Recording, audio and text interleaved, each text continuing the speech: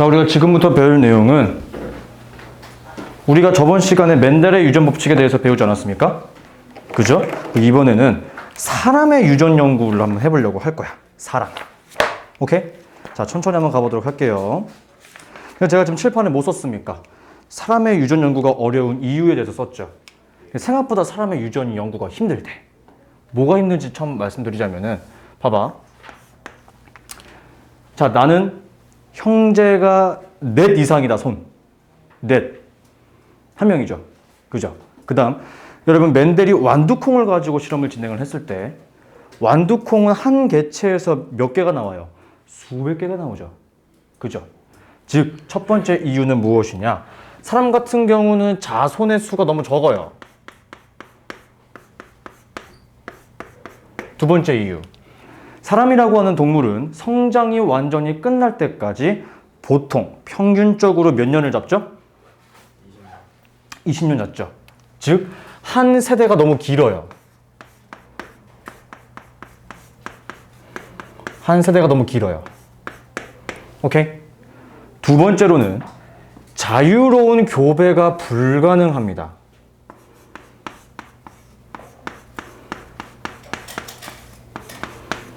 자유로운 교배가 힘들다. 무슨 소리냐면은 여러분들 혼자 스스로 아이를 만들 수 있습니까? 불가능하죠.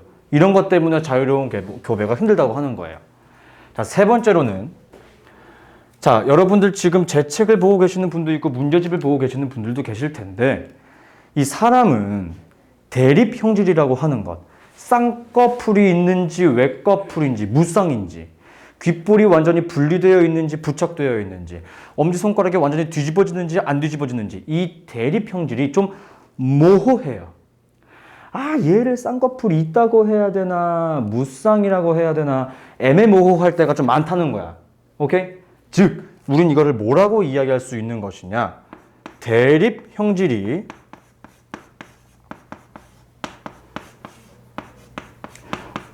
그렇게 뚜렷하지 않습니다. 하지만 여러분, 완두콩 같은 경우는 주름지고 둥근 거 명확하게 구분 가능하고요. 노란색과 초록색 명확하게 구분이 가능합니다. 이해하시겠나요?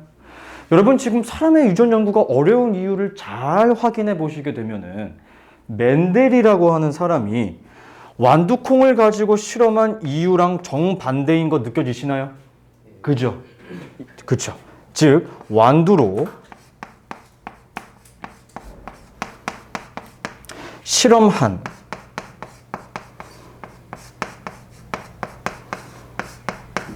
이유의 정반대입니다. 따라서 우리는 두 가지를 다 외울 필요가 있다 없다? 굳이 그러지 말자. 둘 중에 한 가지만 외우시면 그 반대가 서로의 이유가 되겠죠. 그죠? 이렇게 기억하시면 됩니다. 그래서 우리 사람은요, 이렇게 직접적으로 연구를 하기 힘들기 때문에 간접적인 방법을 사용합니다. 연구 방법이에요.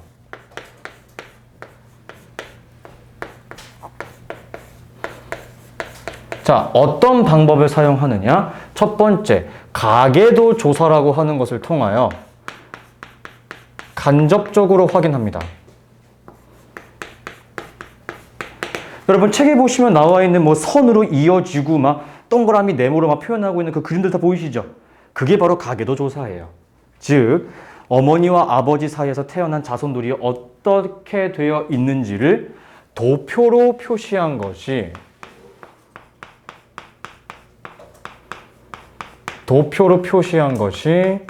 바로 가계도 조사라고 생각하시면 됩니다. 쌤, 남자가 네모고 여자가 동그라미네요. 이거 암기해야 되나요? 굳이 그럴 필요 없습니다. 시험 문제 오른쪽 한 부분에 알려줄 거예요. 굳이 암기는 안 하셔도 됩니다. 오케이? 두 번째로는 통계조사가 있어요. 여러분, 통계가 뭐예요? 여러 사람들의 형질과 정보를 가지고 쫙 모아가지고 통계를 낸 것을 우리는 통계조사라고 이야기할 수 있겠죠.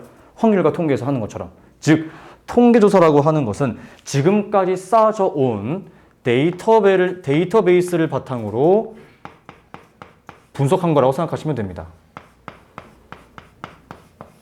오케이? 그러면 시험 문제에서 가장 많이 나올 문제 유형은 바로 이 친구예요. 쌍둥이요.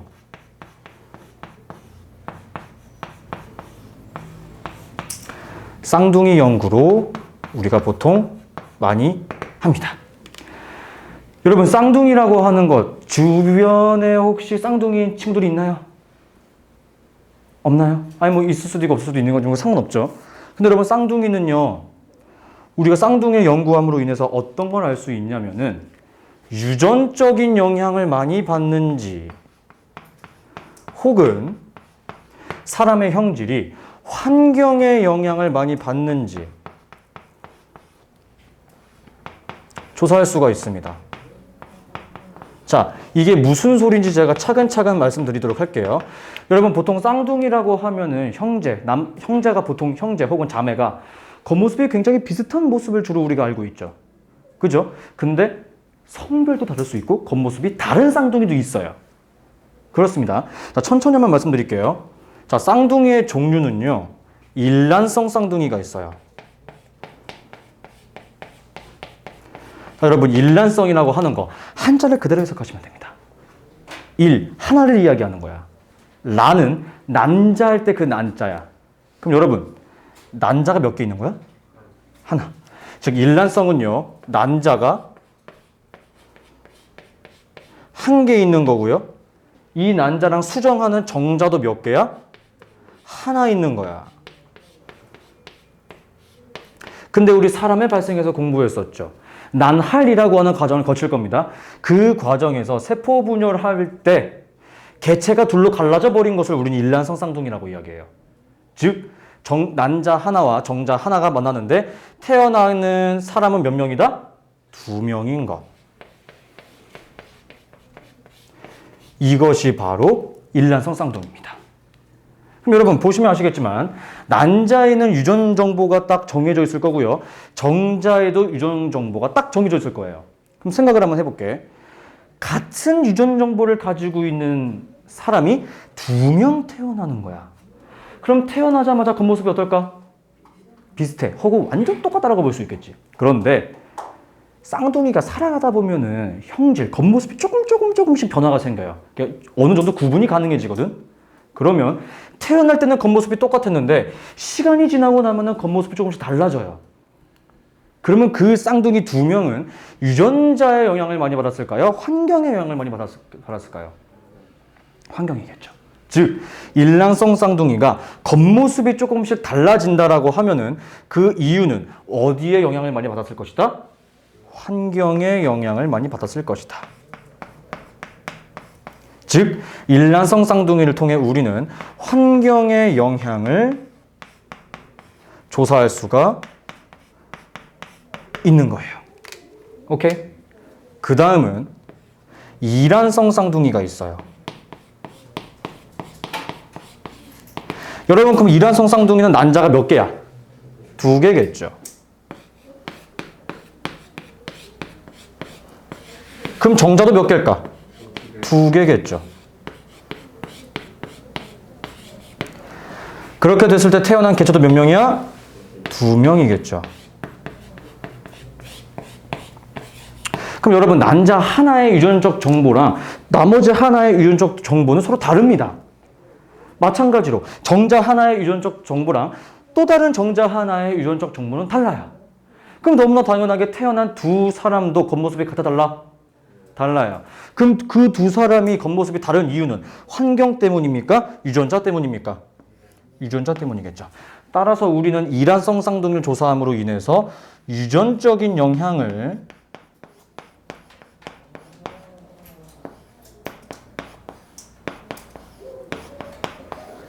조사할 수 있겠죠. 됐습니까? 그럼 요즘 현대에 들어서는 어떤 연구 방법을 하느냐? 과학기술의 발달에 의해서 DNA를 가지고 분석을 하게 된다. 이 정도까지 기억하시면 완벽할 것 같네요. 됐습니까? 됐나요? 요거 기억해도 좀 될 것 같고, 자, 지금부터가 이제 진짜 시작이야, 얘들아. 진짜 시작이야. 자, 전 다시 1번으로 번호를 매기면서 시작을 해볼 건데, 첫 번째, 상염색체 유전에 대해서 설명을 한번 해볼게요.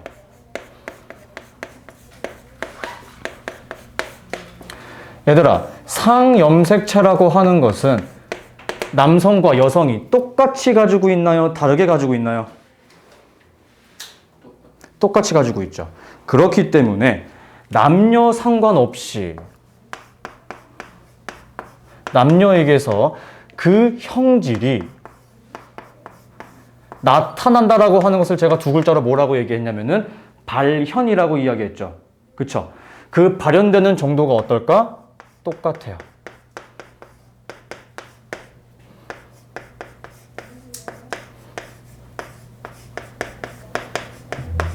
오케이? 자, 그런데 봐봐. 이 상염색체 유전 같은 경우에 대해서는요, 우리가 저번 시간에 배웠던 멘델의 유전 법칙을 그대로 따라가요. 얘들아, 우리 멘델의 유전 법칙을, 유전 원리라고 이야기하는 게 더 정확하겠네요. 가볼게. 첫 번째, 멘델의 유전 원리를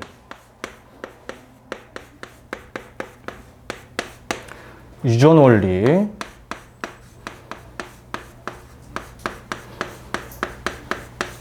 적용. 자, 우리 여러분 얼마나 공부 열심히 했는지 볼까? 멘델의 유전 원리 몇 가지였어? 세 가지였어. 정답. 굿. 자, 첫 번째, 뭐였습니까? 분리의 법칙이었죠. 분리의 법칙이죠. 두 번째 뭐였죠? 진짜. 우열의 원리였죠. 세 번째 뭐였어요? 어? 독립의. 그렇지. 독립의 법칙.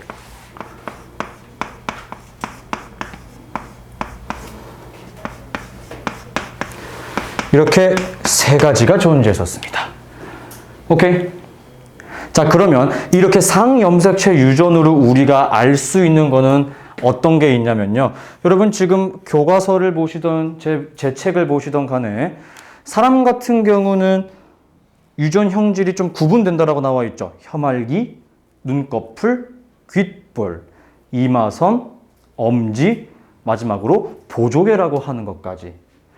겉모습의 형질도 여기에 해당합니다. 그 다음은 혈액형도 여기에 해당해요.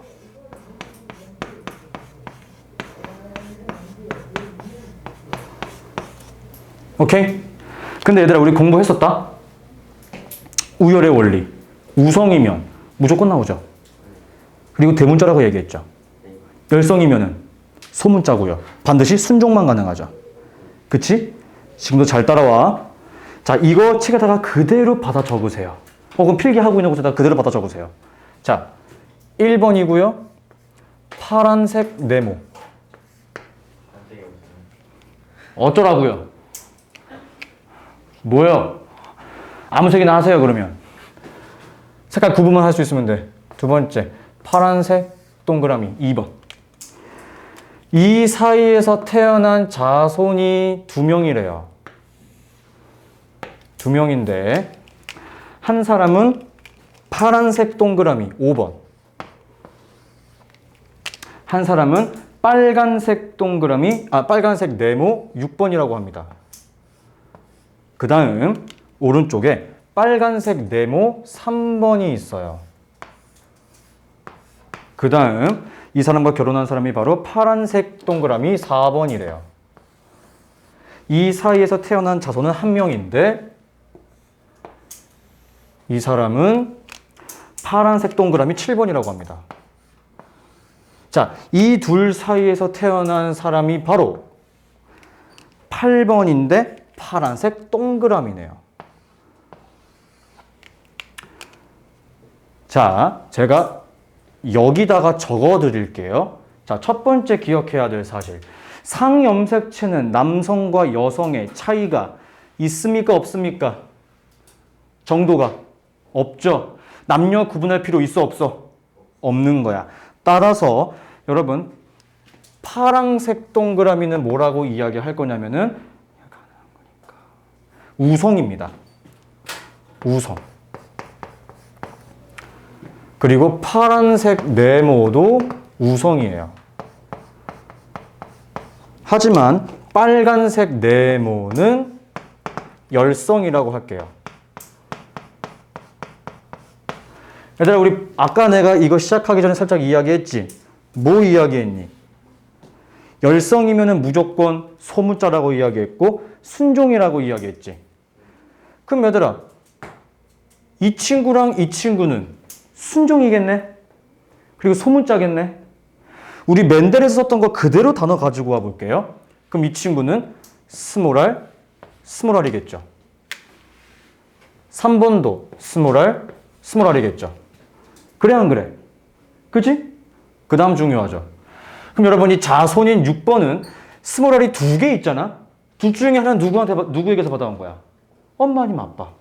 나머지 R은 아빠 아니면 엄마에서 받아왔겠지. 따라서 이 1번도 스몰 r을 가지고 있을 거고 이 2번도 스몰 r을 가지고 있을 거야. 근데 우성이야 열성이야? 우성. 그러면 유전자형 어떻게 될까요? 라지 R 스몰 r, 라지 R 스몰 r. 이해됐습니까? 됐죠? 그럼 여러분 이 7번인 사람이 우성인 건 확실해. 근데 아버지, 이게 네모가 아버지야. 굳이 상관없어. 근데 이 둘 중에서 하나 무조건 가지고 와야 되죠. 그죠? 그러면 무조건 스몰 r을 가지고 있어야 되겠지. 근데 우성이라네? 그럼 형질 어떻게 돼? 라지 R. 또한 8번인 사람은 어때요? 얘도 우성이래. 근데 스몰 r 2개네? 이해됐어? 그럼 얘들아 봐봐. 여기서부터가 이제 진짜거든? 얘 유전자형 어떻게 될까요? 그 다음 가능하죠? 근데 봐봐. 이건 될까 안 될까? 돼 안 돼? 쌉반응이지. 왜 안 돼 얘가? 막말로 너가 말한 것처럼 여기서 이거 가져오고 여기서 이거 가져오면 이거 완성될 거 아니야. 그지? 여기서 이거 가져오고 여기서 이거 가져오면 이게 되잖아. 혹은 반대로 여기서 이거 가져오고 여기서 이거 가져와도 되는 거 아니야? 얘는 유전자형 그럼 알 수 있어 없어? 얘는 몰라요. 그 다음 얘는요. 얘도 둘 다 가능하겠죠? 둘 다 가능하겠죠? 왜요? 이 7번이 이거는 무조건 가지고 와야 될 거 아니야. 그 다음 이거라면 이거 아니면 이거 가지고 올 거고 이거라면 이거 가지고 올 거고. 그지? 얘도 알 수 있어? 알 수 없어? 알 수 없어. 따라서 우리는 이 상염색체 유전에서 특히나 가계도 조사에서 여러분들에게 자주 물어보는 문제 스타일은 바로 이런 겁니다. 첫 번째, 우선 유전자형을 물어볼 거예요.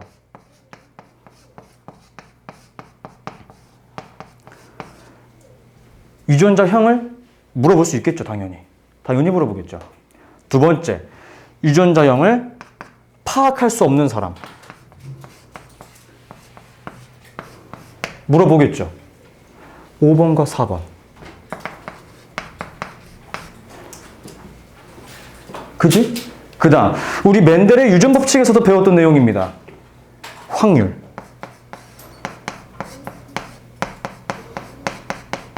물어볼 수 있겠죠.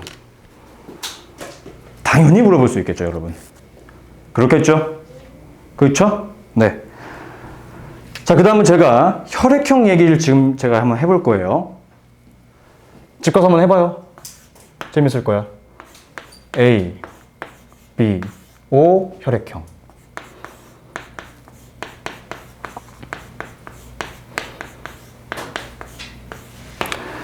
자, 여러분 지금부터 제가 혈액형에 대해서 차근차근 말씀드릴 건데 혈액형의 종류는 크게 4가지가 있죠. 첫 번째 A형. 여러분 지금부터 말씀드릴게요. A형이 나올 수 있는 유전자형은요. 첫 번째 A, A도 가능합니다. 두 번째 A와 O도 가능해요. 두 번째 B형이 있습니다. 자, B형은 B 가능합니다. 그 다음 B, O도 가능해요. 여러분 지금 칠판 봐봐요. AA랑 AO, BB랑 BO. A형을 나타내는 A 유전자가 하나만 있을 때도 A형이네요. B형을 나타내는 B 유전자가 하나만 있어도 B형이네요. 그럼 여러분 A와 B는 O라고 하는 유전자에 대해서 우성입니까? 열성입니까? 우성인 거죠. 이거 1, 2, 3, 4, 5번 오지선다형이나 보기에서 옳은 것을 고르라고 하는 문제에서 충분히 등장할 수 있는 내용이겠죠. 그렇죠? 그럼 여러분 A도 우성이고 B도 우성이야. 그럼 만약에 A랑 B랑 만나면 어떻게 되겠어? 이거 마치 그거랑 똑같은 거죠. 분꽃. 흰색 꽃이랑 빨간색 꽃. 교배했을 때 잡종 1대에서 무슨 색 나왔었어? 분홍색. 우리는 그렇게 분홍색이 나오는 것을 무슨 유전이라고 불렀어? 중간 유전이라고 불렀죠. 즉 A, B형은요 나올 수 있는 유전자형이 딱 하나야. 뭐겠어? A, B야. 즉 이 A, B 같은 경우, A, B형 같은 경우는 그러면 얘는 무슨 유전이라고? 중간 유전이라고.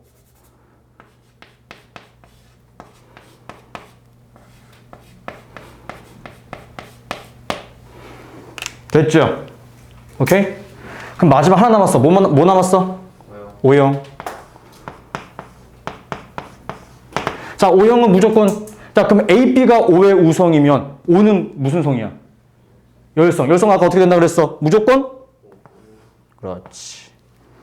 지금 얘는 열성.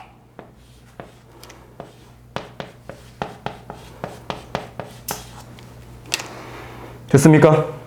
됐죠? 자, 이것도 제가 예시 한 번만 더 드릴 거예요. 그대로 따라와 보세요. 자, 무슨 색으로 할까? 노란색으로 하자. 첫 번째, A, B형.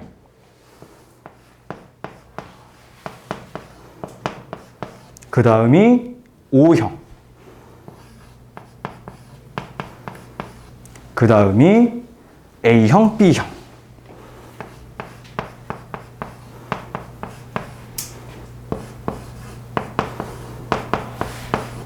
자, A형과 B형과 O형 사이에서 태어난 자손이 한 명이고 이 사람은 A형이래요. 그 다음 A형과 B형 사이에서 태어난 사람이 O형이라고 합니다.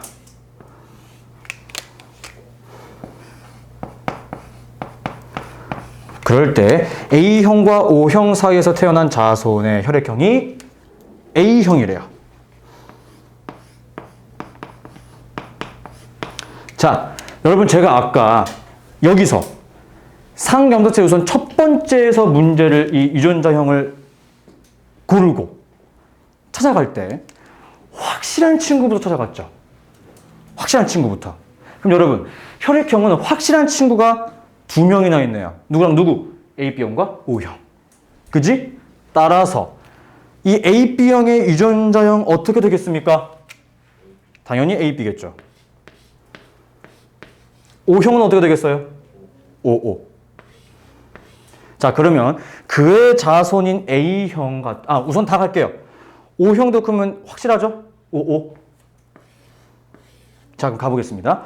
AB형과 O형의 자손인 이 A형은 AA 가능합니까? 불가능합니까?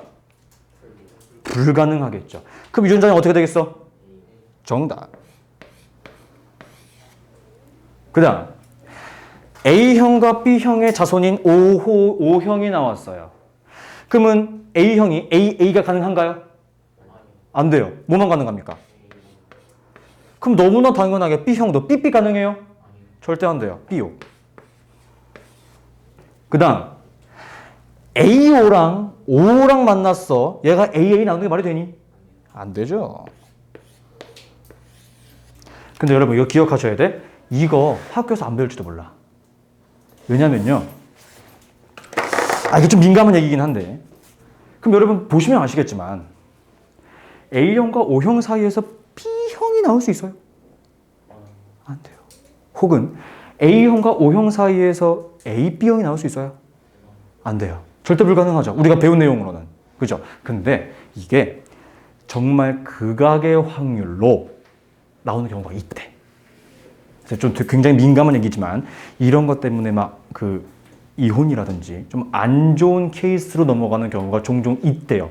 그리고 그게 의외로 흔한 현상이래. 이렇게 말도 안 되는 혈액형이 나오는 게. 그래서 요즘 교육 과정에서 이 혈액형에 대한 비중을 조금씩 줄이고 있는 추세라고 합니다. 오케이? 자, 제가 이거를 굳이 넣은 이유가 뭐냐면은 우선 시험 문제에서 나올 수도 있고 여러분들 제가 사라고 했던 문제집에 나오고 있기 때문에 공부를 해놓으실 필요는 있기 때문에 설명을 한 겁니다. 이해되셨나요? 좋아요. 자, 여기까지 하고 10분 쉬었다가 다음 거 진행할게요. 10분 쉽시다. 응? A랑